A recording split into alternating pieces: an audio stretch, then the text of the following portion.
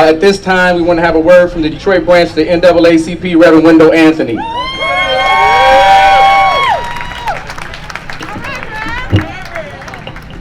Thanks, Kevin. Let me just say how pleased and proud we are to have you all here today. I want to acknowledge the people that put this together. It wasn't an organization. It wasn't an institution. It was an institution of people who believe in justice. And I want Kevin, on India, and I want Jocelyn and Michael just to come up here. These are regular people just like you. They did this. They put this together. Get in my hand. They put this together. They arranged this. They took a look at what was happening and said, we can't sit down. We got to stand up. We got to do something. And therein lies a message to all of us. Everybody can do something. Everybody can do something. I'll never forget, a few years ago, I was in South Africa at the home of Bishop Desmond Tutu. And we were having dinner together. And he told us a story about a young boy who came to the dinner table one time. This was during the height of the apartheid movement, the anti-apartheid movement in South Africa to free Nelson Mandela. And the boy came to the dinner table and said, Mama and Daddy, there's going to be a march in Soweto tomorrow. And I want to go to the march. And the parents looked at the boy and said, son, you cannot go because it will be dangerous. You will be hurt. The police will attack you and we will not see you again. And so he went away from the table despondent. And he came back a second time and said, Mama and Daddy, I have to go to Soweto tomorrow. All my friends are going to be there. I want to be in the march. And they said, son, you cannot go. It is too dangerous. And for a second time, he left the table and he was feeling despondent. But then he came back a third time. And he said, Mama and Daddy, I'm going to Soweto. I have to go. All of my people, all my friends are going to be there. And they said, son, why are you so determined to go to Soweto? Because your life will be in danger. We don't want to lose you. He looked at his parents and he said to them, because Mama and Daddy, if you and Daddy would have been marching yesterday, I would not have to be needing to march today. And so you march today so that your children and your children's children will not need to march tomorrow. So when the history books are written about the year 2020, it won't just be about COVID-19. It would be about all those freedom fighters that were on the scene to make a difference in the cause of justice. It is important to remember as we talk about Juneteenth, Juneteenth is not a celebration. It's not a celebration. You don't celebrate 2.5 years of being left out of your freedom. You don't celebrate 2.5 years of being told or not being told that you're a man or a woman with equal rights as everybody else. You don't celebrate 2.5 years of still being on the plantation, forced to reap the harvest for people that would not let you know you were free until a general came in by the name of Granger and said, y'all be free now. So it's not a celebration. It's a commemoration of a period in which our history denied us because people are still trying to reap the harvest of the poor and the marginalized and the black folk and those people who do not have justice like everybody else. It's a commemoration. And let me say this to all the companies and all the institutions that want to celebrate and make it a holiday. That's good. We'll take that. But that must be accompanied by substance. Substance, substance, substance. Symbolism without substance is a nuisance because it don't bring nothing to the table. If you really want to do something, then stop the rogue police from killing us. Change the platforms and the policies that govern us. Stop the voter registration and mobilization and participation negation. Stop folk who want to prevent blacks and other folk from excelling to the top of corporate America. Stop all of the barriers that prevent people from enjoying the fruits of everything that America has to offer. So it's a good time, but it must be a substantive time. People all over the world are doing things. Lloyd's of London, the biggest insurance company in the world, has now apologized for their participation and their bankrolling the slave trade. An apology without economic accompaniment is still empty. So therefore they have pledged millions and millions of dollars to companies and organizations that are doing things to fight against racial inequality. That's a good thing. We'll take that. But more importantly, as we march, as we stand and rally in Hart Plaza, named after a senator who believed in justice, who fought for equal rights for our people and others. It's named after him, not after Cobo, a mayor who tried his best to keep injustice. That's why the name TCF is now on that building. So you are here in a historic place. But unless you take it to the next level, unless you take your feet to the polling place, unless you take it to the next level, it does not mean very much. Mayors are elected. They appoint the police chiefs. Governors are elected. Presidents are elected. Congress people are elected. Sheriffs are elected. Prosecutors are elected. If you don't take it to the next level, you will still get the same stuff that you've been getting. Everybody here has got to take it to the next level. If you're voting, raise your hand. If you're voting, raise your hand.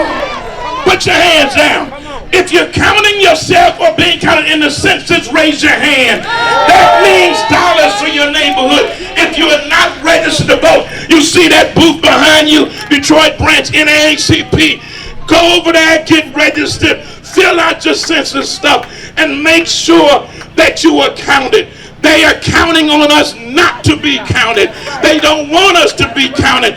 We have a president, a rogue president in the nation's capital that is saying he don't give a darn, and you can fill in your own blank there, about what's happening out here. He is in Tulsa, Oklahoma, the site of one of the worst tragedies inflicted upon black folk in this nation's history. He's in Tulsa, Oklahoma, where the COVID-19 is exploding. He's in Tulsa, Oklahoma, while his consigliere Attorney General William Barr is firing the Attorney General, or trying to, in New York, because they're investigating the treachery of Donald Trump as a result of his presidency and before. We have got to throw the rascals out in November. We got to throw them out. We got to throw them out. If you don't vote, if you don't get other people to vote, then all of this is for no purpose. We'll be doing the same thing again. I'm tired of doing the same thing again. Let me say this. When spider webs unite, they can tie up a lion. I'm looking at the spider webs. We are united. The lion is racism. The lion is discrimination. The lion is police brutality. The lion is not voting. The lion is not being counted. The lion is being left out. The lion is poor health care. The lion is poor education. But when the spider webs unite, black, white, red, yellow, brown, when we unite as a people of God, we can tie up the lion. If you want to tie up the lion, raise your hand.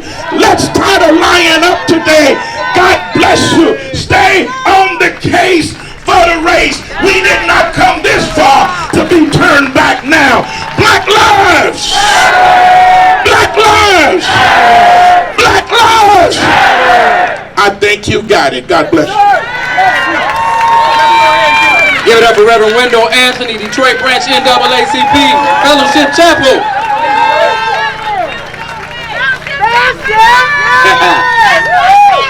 Let me pause because I think one of the most important things that you can do when we talk about justice, where black lives haven't mattered most at is a job.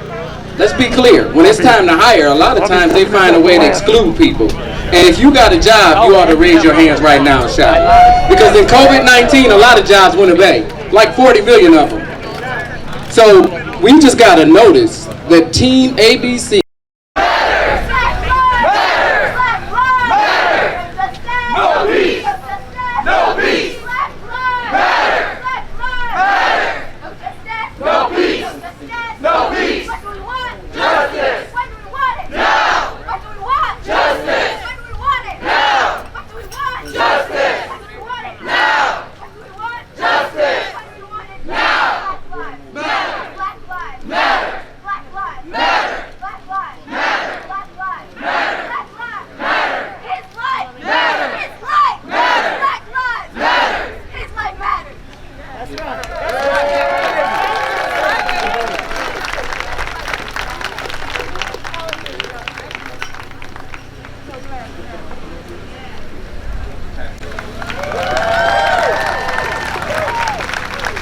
give us just a few more minutes to let the people come across the street that's joining us. We know it's warm.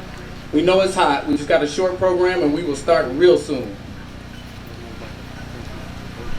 That we have joining us people who understand what we're here for. And what we're here for and what matters the most to us is justice. Justice comes in all forms. Justice comes in economic form. Justice comes in voting, and justice comes in action in the courts. Joining us today, we had the city clerk's office, Janice Winfrey, to register voters. In that back corner over here by the tree, you can register to vote with either the city clerk's office or the Detroit branch of the NAACP. Give it up for them. Please, please, please drink water. We know it's hot. There's water that's been donated by a wealth of resources. But first and foremost, we want to thank ABC Transportation Detroit, Student Transportation of Detroit, for donating a great deal of water and time to make sure we were safe.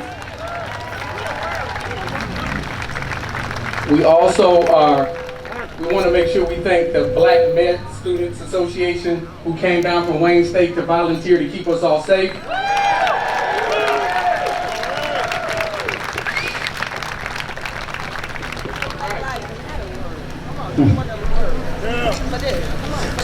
We thank you for the day. We thank you that black life matters to you. Black lives matter to you. That our breath matters to you. Lord, that we are fellow image bearers. And we pray, God, that you would bless this moment. And God, that moving forward, you would bless this movement. In Jesus' name, amen. Amen.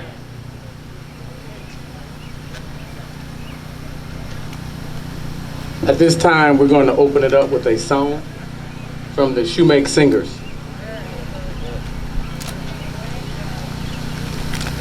Give the Lord a shout. We believe that faith movements have always been about the tradition of civil rights. And we believe that the Lord is moving mountains on our behalf. Anybody believe that? That we are working with Him. And if He's done it before, He'll do it again. Anybody believe that? If He's done it before, He'll do it again.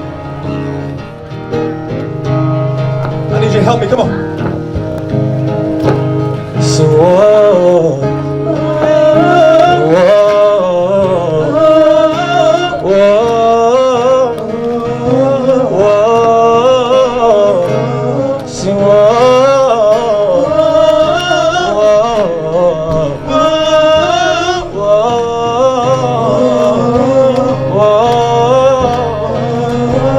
I seen you move. I've seen you move the mountain. You move the mountain. And I believe I see you do it. I see you do it. You made a way. You made a way where there was no way. Where there was no way. And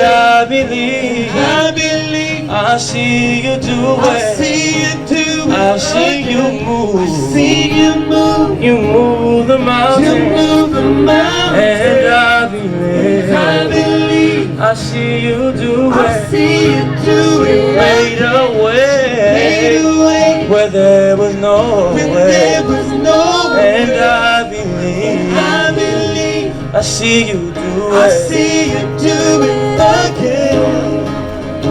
I see you do it. I see you do it again. I see you do it. I see you do it again. I see you do it again. You move mountains. You call the walls. Come on. With your power. Need your help in here. You perform miracles. There is nothing. Come on. That's impossible. And we're standing here only because you made. You move mountains. You cause walls to fall. With your power, perform miracles. Perform miracles. There is nothing. Come on. That's impossible. And we're standing here only because you made. You move mountains. You cause walls to fall with your power. You perform miracles. There is nothing else that's impossible. And we're standing here only because you made. And we're standing here only because you made a way. And we're standing here only because you made a way. Come on.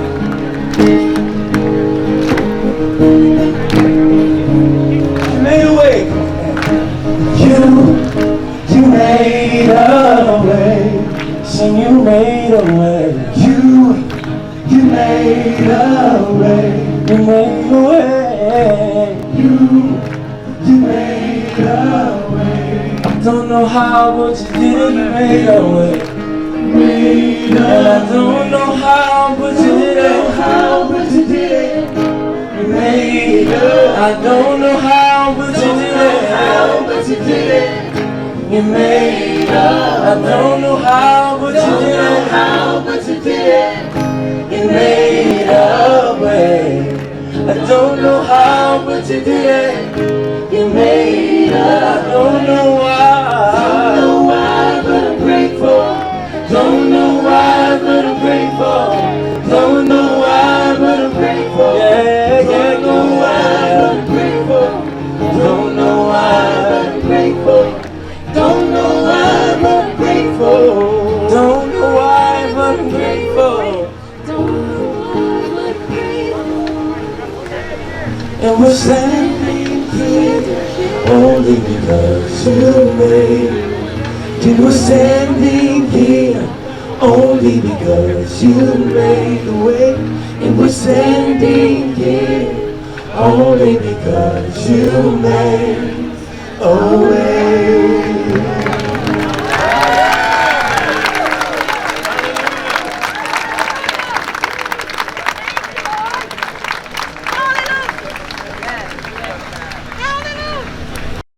Order. We all know that we're God's children, but we also want to have what is historically and traditionally known as the Black National Anthem. At this time, Theo Spike will be singing that for us. Lift every voice and sing till life in heaven ring. Ring with the harmonies of liberty.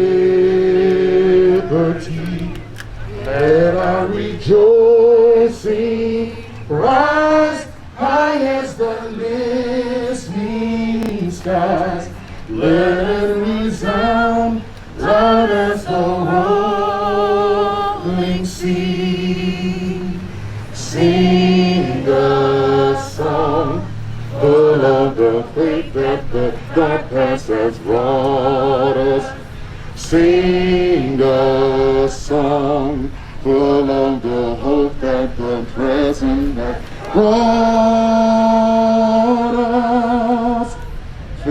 sing the rising sun of a new day begun. Let us march on till victory is won.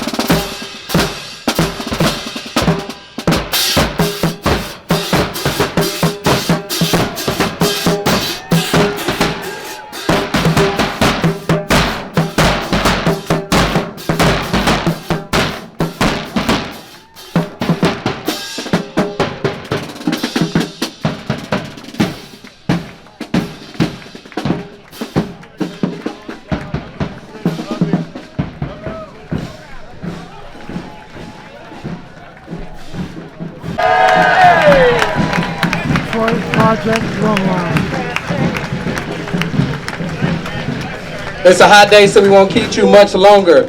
First, let me say this. Anytime you put something like this together, you don't have to have anybody. The people are enough. The people are enough. So thank you for all the people that came. But I do want to thank elected officials that came out to join us, such as Judge David Perkins. Give it up for Judge Perkins. Judge Alicia Jones Coleman. Give it up for Judge Coleman. Judge Geraldine Bledsoe Ford. Give it up for Judge Ford. The Wayne County Sheriffs joined us in an unofficial capacity, just joined us to be here. Give it up for Benny Napoleon's office and Deputy Chief Ray Washington. The Detroit Police reached out to us. We didn't call them, they called us. And we want to say thank you for providing a peaceful march and let us do non-violent protest and celebration, because that's an American right. Even when we protesting bad cops, it's still an American right. Tell me again.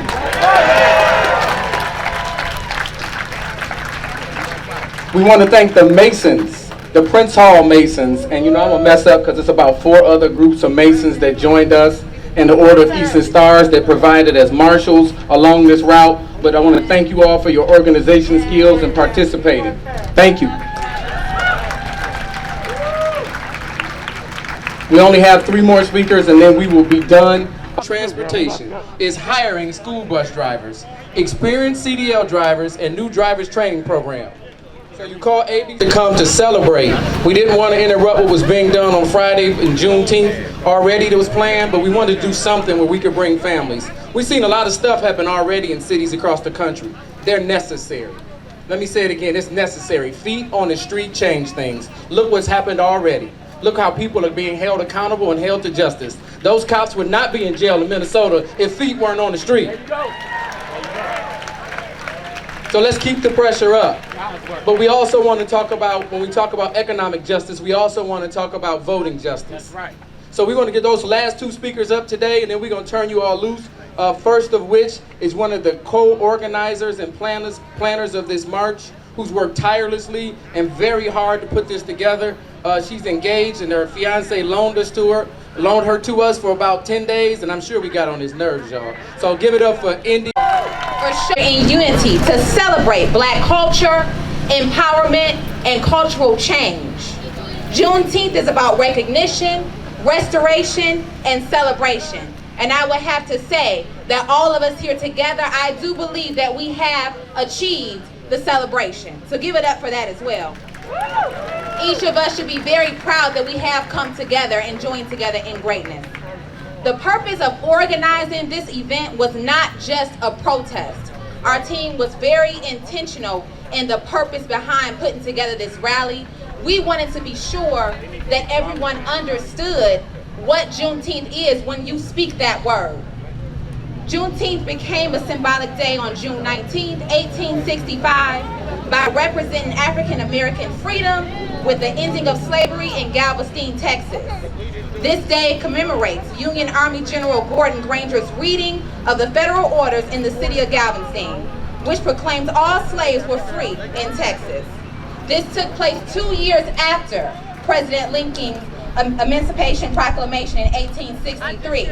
However, this information was deliberately withheld to maintain free labor on plantations. Make no mistake, our people were always meant to be free. But the question that I have for you today is, are we free today? So it's important that we continue to celebrate, liberate, but most importantly, educate ourselves on our history. We must honor today a Black woman, Martha G. Scott, who on April 14, 2005, as a Michigan senator, authored Senate Bill 384, which established the third Saturday on each June as Juneteenth National Freedom Day in Michigan, celebrating the end of slavery in the United States. And this passed on May 31st, 2005. So today and every day, it's important that we celebrate and continue to fill the streets in celebration of our culture. We must continue to support Black businesses right here in our city who are also cultural activists, and they take pride in their businesses by pushing along cultural change, as well as empowering the Black dollar. There you go. So today, you'll have the opportunity to patronize different businesses in the Midtown and downtown area. Our team has put together and launched the website, and actually, I see a lot of phones, so go ahead and pull those phones out right now and type in juneteenthmarch.co. I don't see nobody typing. juneteenthmarch.co. This website lists over 130 Black businesses across the city of Detroit. So today, while you're here, use the power in your Black dollar and put it back into our community. That website again is juneteenthmarch.co. Without further ado, I'm going to call Kevin back up to the stage, and he is going to talk to us about the power of the Black vote. Thank you all.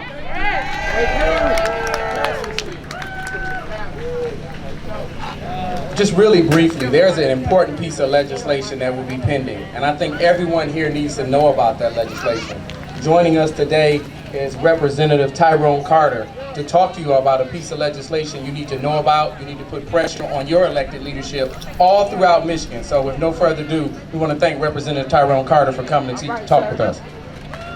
All right, good afternoon, everybody. Good afternoon. And welcome to District 6. I represent District 6, which is Ecorse, River Rouge, everything on the river all the way down to Indian Village.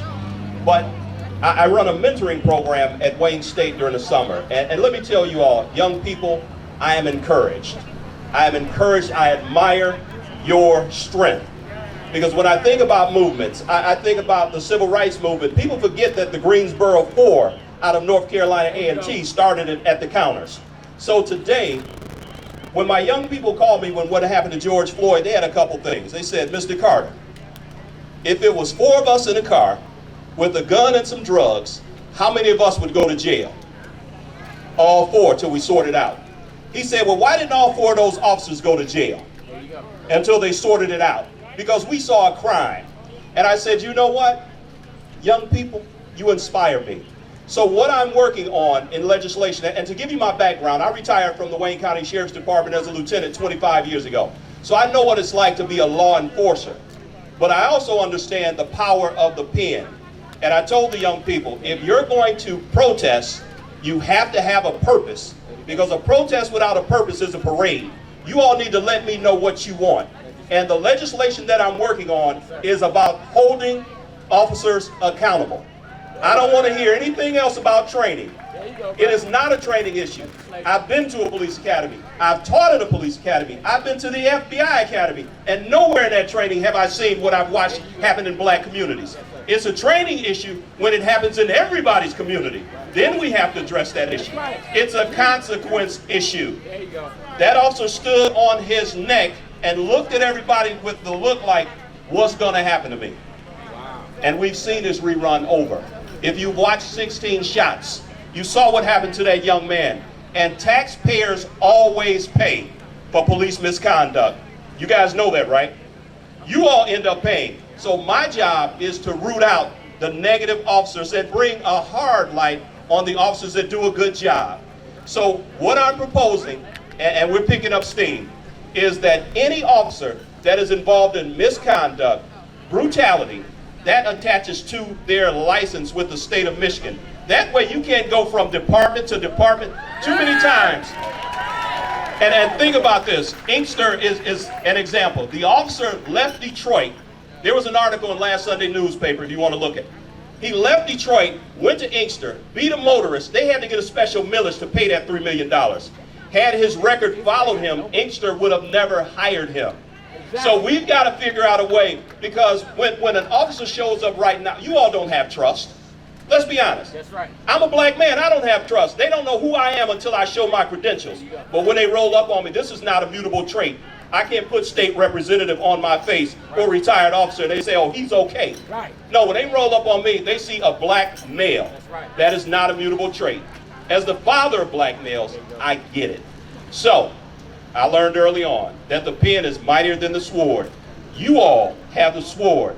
I've got the pen. I'm working on legislation. And any of you out here, inside of Detroit, outside of Detroit, you call your state representative and you tell them that you support Rep. Carter's bill when it comes to the floor. And that way we can get something done. Because the last time, and I'll leave you with this, the last time an officer got convicted in the city of Detroit, some of you may not remember this, it was Malice Green. That's right. And it was Detroit Recorder's Court. But after that, they changed it to Wayne County Circuit Court. So don't tell me what the legislator can't do. I need your support. You guys keep inspiring me, and I thank God that I didn't go after Reverend Anthony, because he brings the fire. He brings the fire. So continue to register to vote, because voting matters. It matters. And the census, 10 years ago when Obama was president, Detroit was the lowest count major city at 64%. Detroit, we can do better. Yes, sir. God bless you all. State Representative Tyrone Carter, District 6. That's right. Thank you, Representative Carter. Sir. Really briefly, I want to ask you a question. What America do you live in? Do you live in America where your skin color is a privilege? Where you're accepted in the colleges? Where you're accepted in the suburbs? You're accepted in the city? You're accepted anywhere you go? Or you live in America where you have access to friends who can teach you about financial training and stocks and bonds and investments? You live in America where you might not even have to apply to school. Your daddy just sends a letter to the Ivy League and you get in. Or do you live in America where everywhere you go, you're seen as a threat? It doesn't matter about your education. It doesn't matter about your intellect. It doesn't matter about your family. All that matters is your skin color. And let me say, that's not just unique to black men. We know from Breonna Taylor it happens to black women. We know from Sandra Bland it happens to black women. But far too many black people are seen in this country as something less than equal. That's right. Today, as I look across this multicultural audience, I'm reminded how they've won and how they've beaten us over the years. As way back in 1960, they started a racial strategy when it came to voting. And that racial strategy said, if we can keep white people who are racist angry at black people, Republicans can win. If you go back to the 60s, you will find that often the Republican Party was seen as the party of Lincoln that freed the slaves. Down south hated the Republican Party.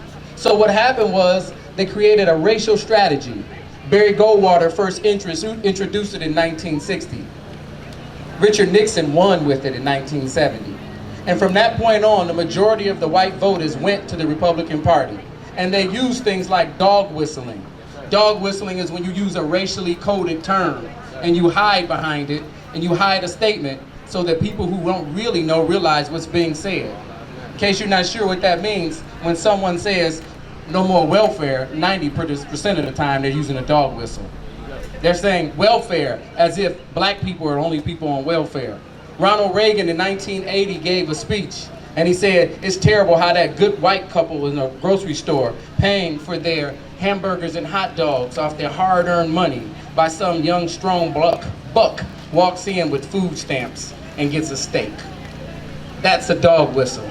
Except they've gotten a little bit more slick with it now. They don't always put it in your face. And up until this genius that we have in the White House now, it wasn't as obvious. They were slick. And they used terms and they hid things. And they said racist. In fact, they wanted the opposition to call them racist because then they could fight back against it and say, we're not racist. Right. We're just against welfare. We're not racist. We're just against crime. We're not racist. We're just against people getting a free ride. We need smaller government. Except they never shrink the government, people. There you go. The government never shrinks. Right. Think about Barack Obama's 8 years in office. They scream deficit, deficit, deficit, deficit. You haven't heard that word used since 2016. There you go. Nobody cares about the deficit when they're in charge, just when Democrats are in charge. But there's a problem in our party. We got to start holding the Democratic Party to feet to the fire. There you go. Because starting in 1992, Bill Clinton and Gore used some terms that they moved to do dog whistles as well. If you weren't paying attention in 92 and you were young and maybe you don't know, Clinton and Gore used terms like, we're a different kind of Democrats. We're tough on crime. We're also tough on welfare reform. These terms were used to signal to people in the white community maybe it would be safe to vote for them, and they won. But in 2008, Barack Obama won. And he didn't have to use none of those terms because he was a black man. And we had record turnout. And people believed and trusted in what they saw. That's right. But then we got to 2016 and we went back to things of the past. What we need is what we see today. To all our white allied brothers and sisters, to all our Latino allied brothers and sisters, to all our Arabic brothers and sisters who are allies, to any community that's an ally, we got to do this together. That's right, bro. There is no more separation. We can't be divided anymore. We can't allow people to tell us you gotta hate him or hate her or hate that person. I went to a person's house and ate their food and they swallowed food just like I did. I ate with a white person and guess what? They ate the same way we did. And I've been in a hospital and watched many people in other communities die and we all die the same. Why don't we start living the same in this country? Why don't we start living together?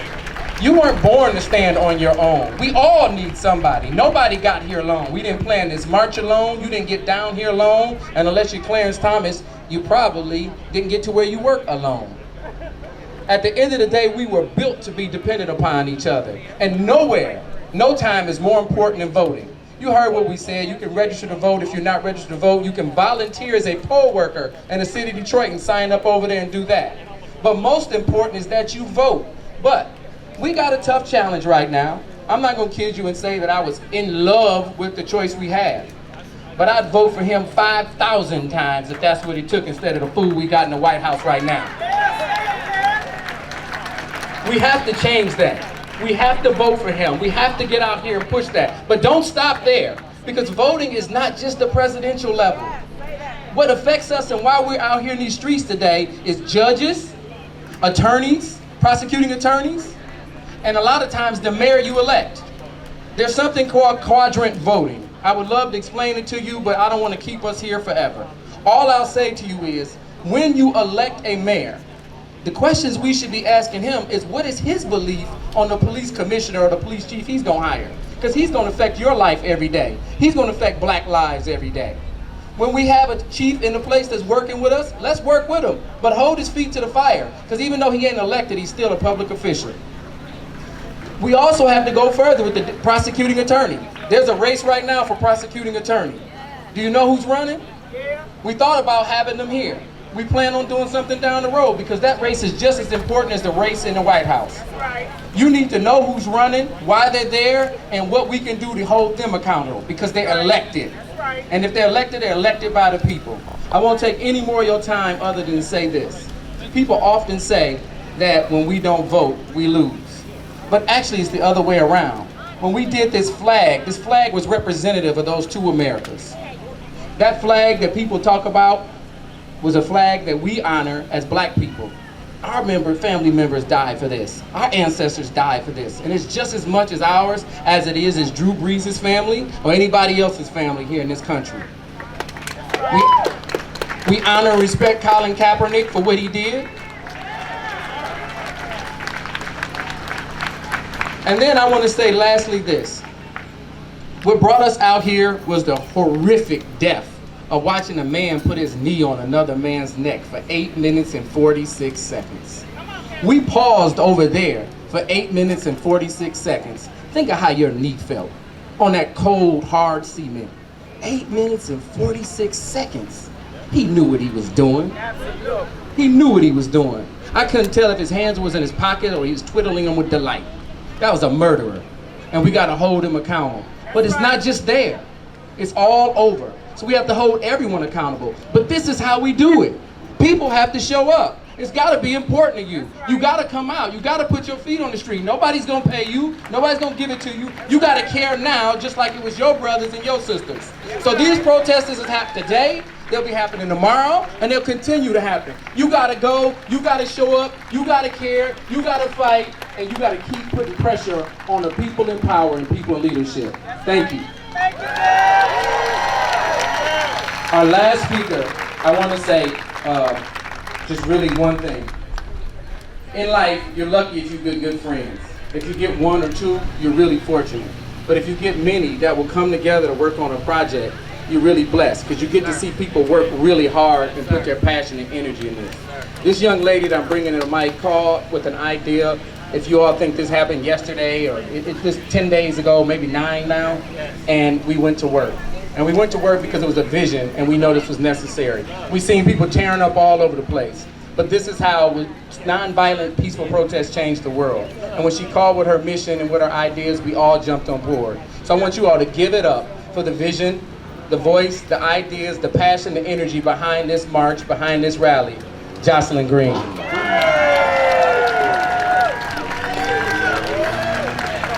Why, thank you, Kevin. So, first of all, thank you so much for coming out. Those are some very elegant speakers, and that's going to be very hard to come after. As he stated, I'm the one who initiated this, called my friends, they hopped right on board. I mean, I asked, and they jumped on it immediately. So, definitely grateful for great friends.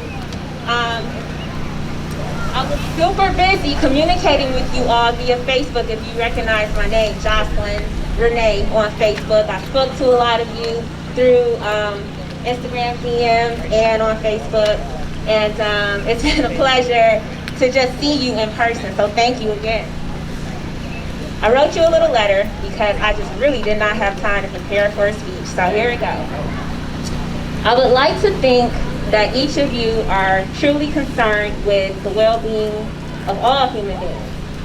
But before we can get to us as a whole, let's be real.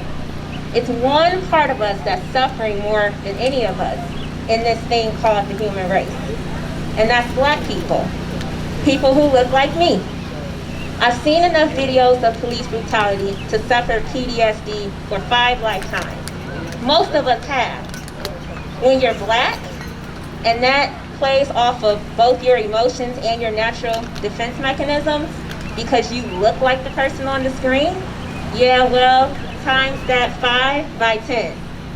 Watching George Floyd on that ground while that racist cop seemed to have enjoyed killing him, that did something to my soul. That's why we are all here today on this day. On this day. Because God told me, gather them and discuss what can be changed. What they do have in their power. I want to give you guys a clear and concise message. Spend money in the black community. Here's the thing. You can't control what's in a person's heart. It doesn't matter if that person is a police officer, a doctor, a school teacher, or a business owner. People are who they are. And although we will continue to fight for change, let's not lose focus of the things we already can change. The things in your power, voting and spending money in the black community. You decide where you want to spend your money. I'll be honest, I purchase off of reviews. I love me some Amazon reviews, okay?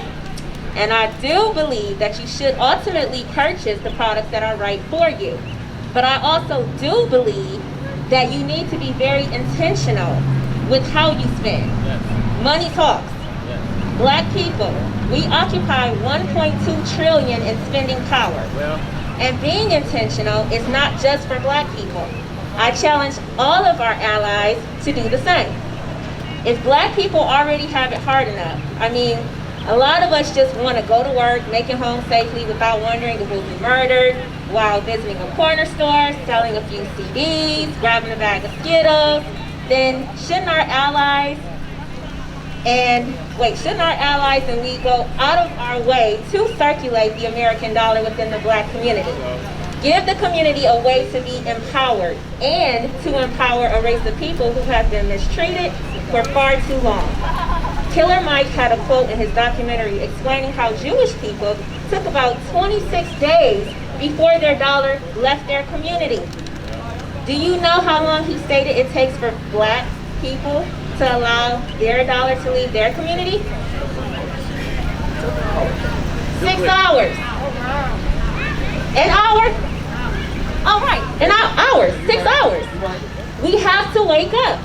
We have to be smart. We have to win. There's no other option. Winning is not always about being first. Winning is overcoming. I know we've been overcoming for a long time. We're a mighty resilient type of people.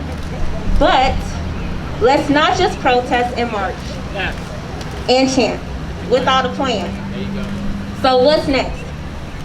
Black people, are we going to support our own people and spend intentionally within our communities to promote community pride, to create more jobs within our communities, and to foster a stronger community? And for all of our allies, we need you too. We need you to continue to speak up when you see social injustices, when you hear people in your presence speak racial slurs, when you see the wrong candidates in office, when you see black people mistreated and abused.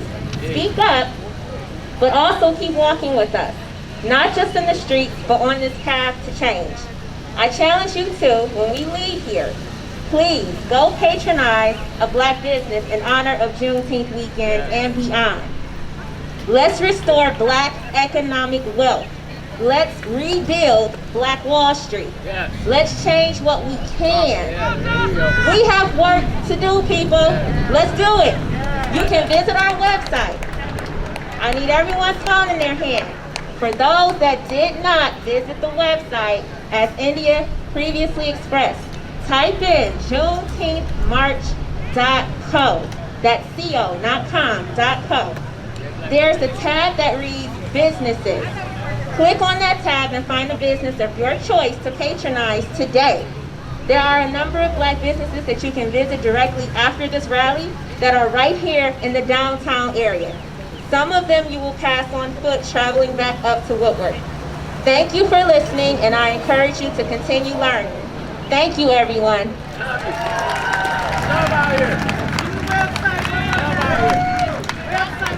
Website is Juneteenth Juneteenthmarch.co. Juneteenthmarch.co. Black Lives Matter. Black Lives Matter. Black Lives Matter. Black Lives Matter. And more importantly, and what you can never ever forget, is they more than matter. That's the bare minimum. The bare minimum is matter. They mean a lot. And they are every way a part of this country. We want to thank you all so much for coming down to this rally. But before we go, there's some important people that I absolutely have to thank. I have to thank the unions in this great city who have supported us in this march and allowed us to do what we do. First and foremost, I want to thank the union that I'm with, UAW, United Auto Workers, President Roy L. Gamble. I want to thank Vice President Cindy Estrada for her leadership. I want to thank the International Brotherhood of Electrical Workers who came, set up, and worked here today for us, Local 58. I want to thank Detroit is Different, who came and provided all of our sound. Free, y'all, for love. Free, give it up for them. I want to thank the Detroit branch of the NAACP. Let me just say this. Let me be clear on this. Never forget that we have a history. John Legend said these words, and I'm never going to give it credit for it after this. I'm going to be the one that said it. He said that we have to connect the energy of the young with the wisdom of the old, and that's how we win. And there's lots of wisdom in old. There's lots of wisdom in tradition. And the Detroit branch of the NAACP has been here 112 years in the city of Detroit, fighting for justice. We had the President, Reverend Wendell Anthony, speak earlier. The youngest executive director, which means she runs the whole show, y'all. She runs the whole staff, is Camilla Landrum, who's here joining us. We changed the world when we start to get in more places than just the ones we think. And in the mayor's office, working for the deputy director of Detroit Civil Rights, is Ms. Ariel Johnson, who's taken the mission and the beliefs and the training and her own wonderful organization, and she's working every day fighting for people of all colors for the Detroit Civil Rights Department. Give it up for her. Please follow both organizations on social media, the Detroit Civil Rights Department as well as the Detroit branch of the NAACP. There are all kinds of community engagement opportunities and activities going on. You can stay engaged and stay active. Tag them in your posts. Let them know what's going on so we can keep the energy from this movement going. Lastly, I want to take a point of personal privilege. Come here, Mr. Joseph. Put that down. Come here. That's my big brother. I might look like I'm 20, and I hope I do, but I'm not. In fact, that's my son there, my oldest son, the big giant behind me. I usually call him my big brother. But I've been working with this man here for 20-some years. He didn't know nobody else on this committee. He's worked just as hard as if he dreamed it up. He's retired, y'all. He's retired. And this retiree came out and volunteered, worked, and drove down here and looked at the march and gave his time, his effort, his energy in the middle of his own battles and his own journey. And I just want to tell him publicly, we appreciate him, we love you, you do a yeoman's work every day. I want y'all to give it up for my friend, Detroit's own Michael Joseph.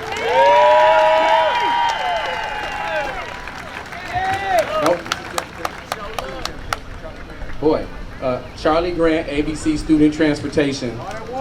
We want to thank you for all that free water he donated. Pallets and pallets and pallets of water.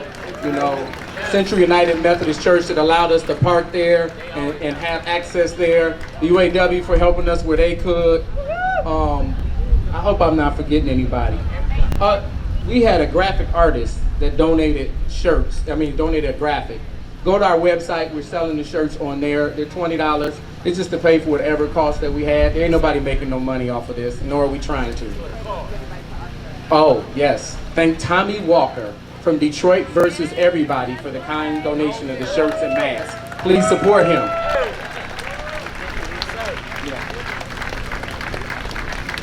I just want to say one thing, because I love you. And one thing you do to folk, because you know folk dying of natural death and virus, there's people that you love and appreciate. Tell them, I love and appreciate you, Kevin Toll, my brother. But as we leave here, it's about action. Don't forget the census.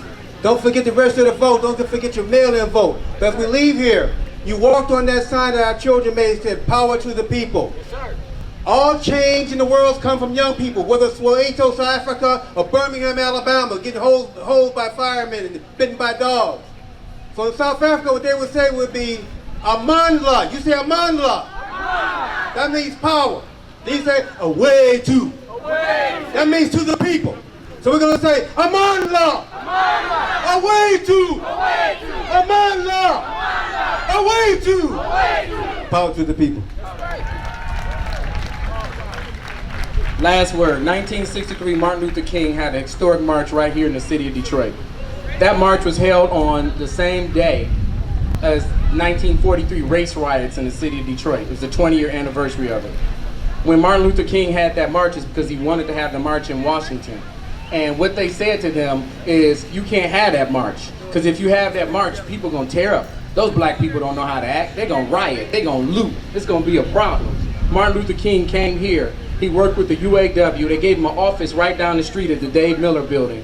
And he worked tirelessly to pull off this march. And it took months to put it together. And that march, that was over 100,000 people. Many of the leaders of the day told the young people, don't go to that march, stay home. Don't participate in that march. Don't do it, it's gonna be dangerous. But we all came, we all marched. Well, it wasn't me, because I wasn't here. But people marched down, they cleaned up, nothing was destroyed. Detroit was left intact, and people went home, and we went on to bigger and better, and we put more pressure on the people in office. We want to continue that tradition here in Detroit. We thank you for coming out. We're going to clean up after ourselves. There's plenty of places to throw stuff away, and we're going to keep marching. We're going to keep protesting, and power to the people. Thank you.